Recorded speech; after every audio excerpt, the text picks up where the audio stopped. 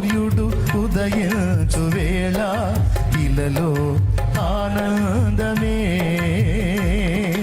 సూర్యోదయము కోసమే నే వేచియున్నాను, సూర్యోదయము కోసమే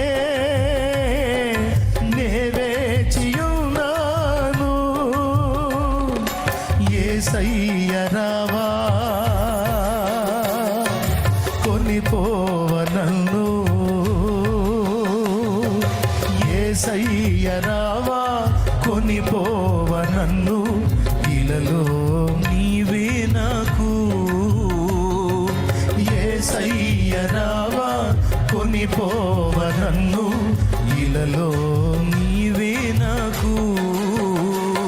నా విశ్వాసవోడ యాత్ర కొనసాగుచున్నది, నా విశ్వాసవోడ యాత్ర కొనసాగుచున్నది. దేవునికి మహిమ.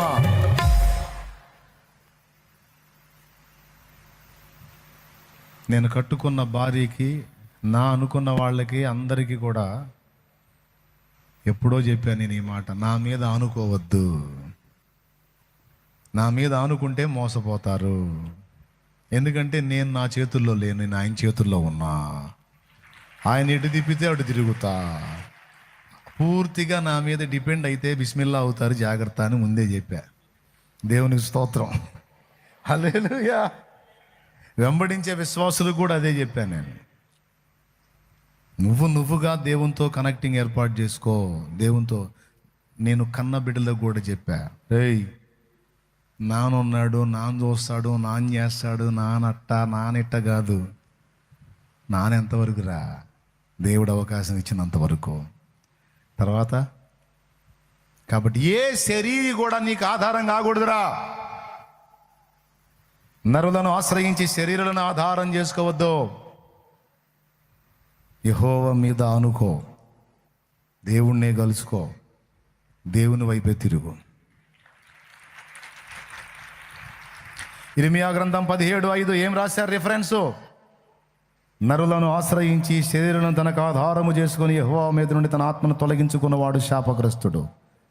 వాడు ఎడారిలోని అరహు వృక్షము వలె ఉండును, మేలు వచ్చినప్పుడు అది వానికి కనబడదు, మేలు పొందలేడు. వాడు అడవిలో కాలిన నేల యందును నిర్జనమైన చెవిటి భూమి యందును నివసించును. అట్ట అయిపోద్దాడు బతుకు. యెహోవాను నమ్ముకొని వాడు ధన్యుడు, యెహోవా వానికి ఆశ్రయముగా ఉండును. వాడు జలముల యొద్ద నాటబడిన చెట్టు వలె నుండును, అది కాలువల ఓరను, దాని వేళ్ళు తన్నును, వెట్ట కలిగినను దానికి భయపడదు, దాని ఆకు పచ్చగా నుండును, వర్షము లేని సంవత్సరమున చింత నొందదు, కాపు మానదు. బంగారు మాట, బతుకాలని సరిపోయే మాట అది.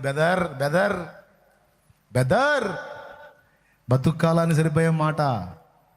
యెహోవా మీద ఆనుకొని వాడు ధన్యుడు, యెహోవాను ఆధారపడిన వాడు ధన్యుడు. మనుషుల సాయము వ్యర్థమురా, మనుషుల సాయము వ్యర్థమురా.